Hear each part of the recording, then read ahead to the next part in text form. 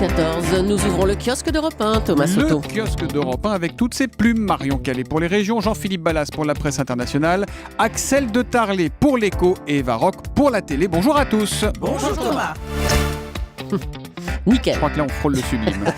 On commence avec vos quotidiens nationaux. Euro, c'est le mot du jour. La Grèce va-t-elle relancer la crise de l'euro, s'interroge en une le Figaro.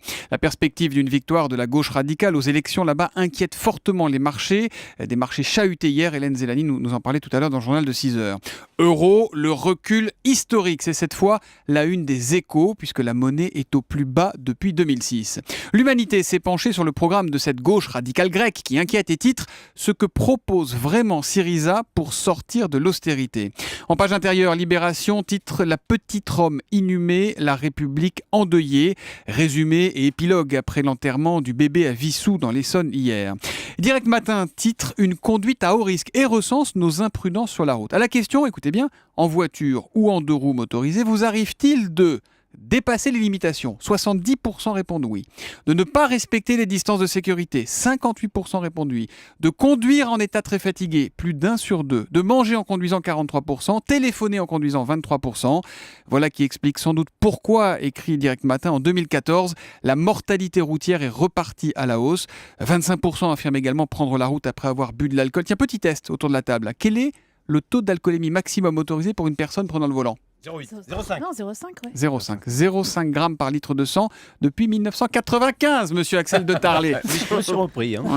Mais reprenez pas de verre, s'il vous plaît. À la une des régions, Marion Calais, quelles sont les unes les plus marquantes dans la presse quotidienne régionale ce matin ? Eh bien, les dernières nouvelles d'Alsace qui donnent rendez-vous à Strasbourg. C'est là que François Hollande et Angela Merkel se rencontreront dimanche, comme l'a annoncé hier le président. Ses déclarations d'ailleurs à la une de plusieurs autres de vos quotidiens, comme Presse Océan notamment, qui s'intéresse à la relance du projet d'aéroport de Notre-Dame-des-Landes. De son côté, le bien public anticipe.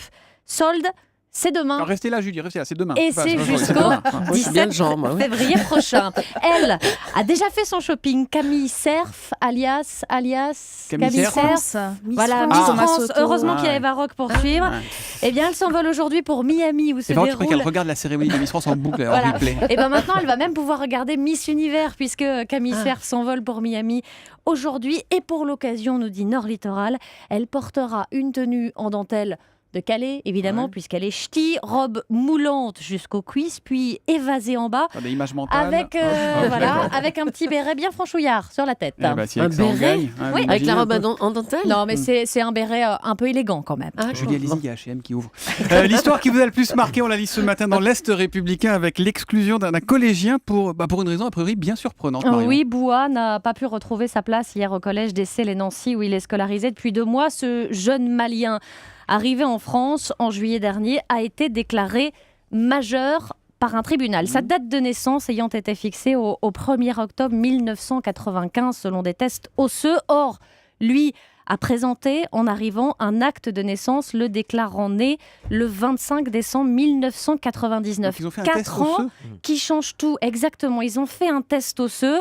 Ces 4 ans changent tout parce qu'avec la majorité, il n'y a plus d'obligation scolaire. Plus de raison donc de l'affecter dans un établissement. Et c'est ce qu'explique dans l'Est républicain l'inspecteur d'académie qui a donc pris la décision de ne plus rouvrir les portes à ce jeune homme dès hier. Une décision que compte bien contester l'association Réseau Éducation Sans Frontières qui dénonce d'abord l'incertitude des tests osseux mis en cause au sein même de la communauté scientifique. Et selon cette association, le doute doit bénéficier à celui qui se dit mineur. Un acte de naissance a été présenté. Or, il n'a pour l'instant pas encore été examiné. Le doute devrait donc lui bénéficier pour l'avocate qui va plaider sa cause désormais. C'est donc à lire dans l'Est républicain ce matin. La presse internationale, Jean-Philippe Ballas, on l'évoquait avec les quotidiens nationaux de chez nous, la situation en Grèce. Coup de projecteur sur les journaux grecs.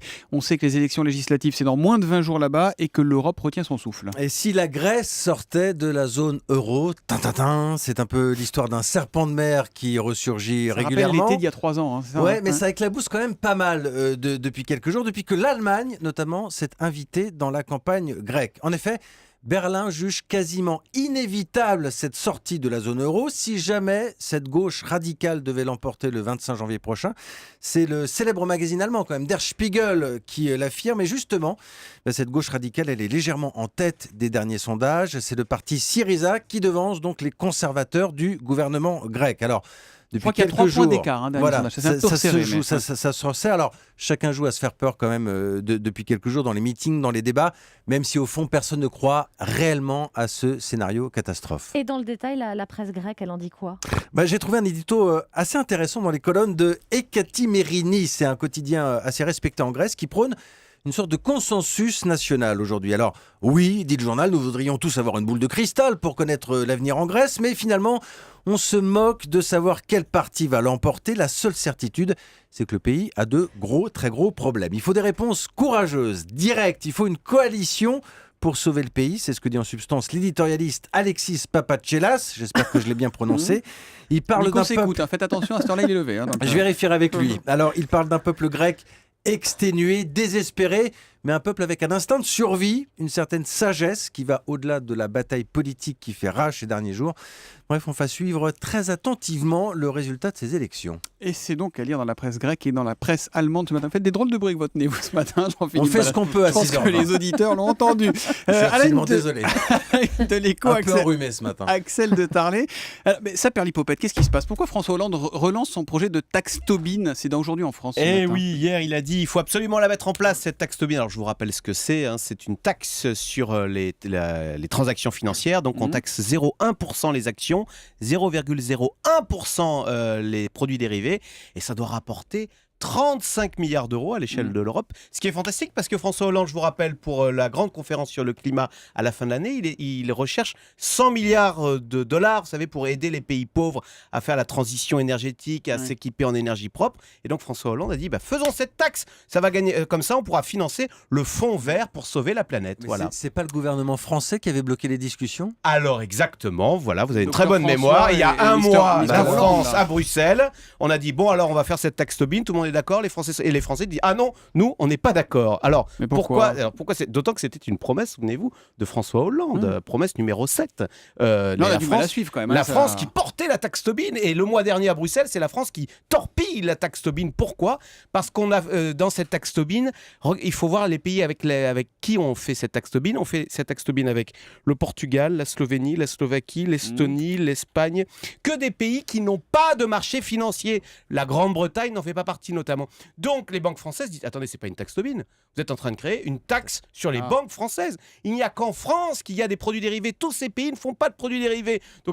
Donc les banques françaises disent nous c'est simple, si vous faites une taxe sur les banques françaises, on ferme nos dernières salles de marché en France et on part à Londres. Si tout le monde raisonne comme ça, on n'avance jamais sur rien. Mais oui, mais c'est pour ça que la taxe Tobin est si difficile à mettre en place, parce qu'il faut qu'elle soit un tout petit peu mondialisée, parce que les transactions financières traversent la Manche plus vite que l'Eurostar, et dès lors que les Anglais ne veulent pas le faire, voilà. Et donc maintenant, la France, le mois prochain, le 27 janvier, François Hollande a dit au gouvernement français, écoutez, essayez de vous mettre d'accord, mais enfin bon, c'est le problème des promesses politiques difficiles à mettre en œuvre. Et les promesses n'engagent que ceux qui les reçoivent, comme disait Charles Pasqua. La télé, il y a de la classe à la télé ce soir. Un jour, un destin consacré à Philippe Noiret, c'est sur France 2 à 20h45, Eva Rock. Un cigare, une barbe, du charisme, une élégance et une voix. J'ai plaisir à jouer, j'ai plaisir à mettre sur pied un petit spectacle comme ça. Pourquoi pas finalement ? Ce serait peut-être une façon de pas trop se faire chier dans la vie et puis de la gagner, cette vie. Et oui, c'était ça, Philippe Noiret, un grand-duc, à l'humour pince sans rire. Et la voix que vous avez entendue, elle a été enregistrée sur un dictaphone par le comédien Bruno Puzzolo lors d'un entretien qui a été délivré à la fin de sa vie. Alors ce soir, vous allez découvrir l'homme en privé plutôt, avec les témoignages de ses 3 femmes, de Monique Chaumette qui est son épouse, Françoise, sa fille, et Déborah, sa petite fille. Leur histoire commence en 1953 quand Philippe Noiret intègre le Théâtre National de Jean Villard.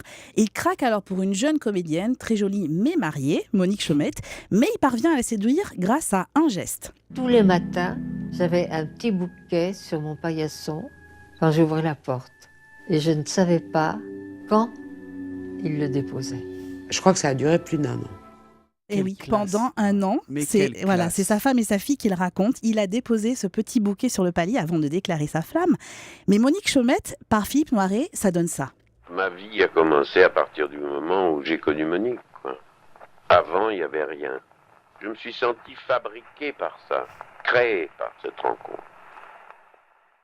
Voilà, c'est la classe de Philippe Noiret, la puissance de la voix. Il nous C'est scotche, des hein. petits, Il nous- ouais, il nous c'est des laisse en petits voix. bouts Ouais, ouais. d'entretien. savoir vous ce genre allez voir, d'éclatation. C'est des petits bouts d'entretien qui sont égrenés tout au long du portrait de l'immense acteur, qui révèlent quand même une fragilité qu'on ne lui connaissait pas. Et rien que pour ça, je vous recommande ce Un jour un destin. Un jour, un destin, ce soir sur 20h45. C'est Oui. du prime time sur France 2, présenté évidemment par Laurent Delahousse. Et pendant ce temps-là, il y a deux tarés là, qui est en train de, sur le truc internet pour envoyer des fleurs à sa femme. Ils vont avoir- Allez, rideau sur le kiosque.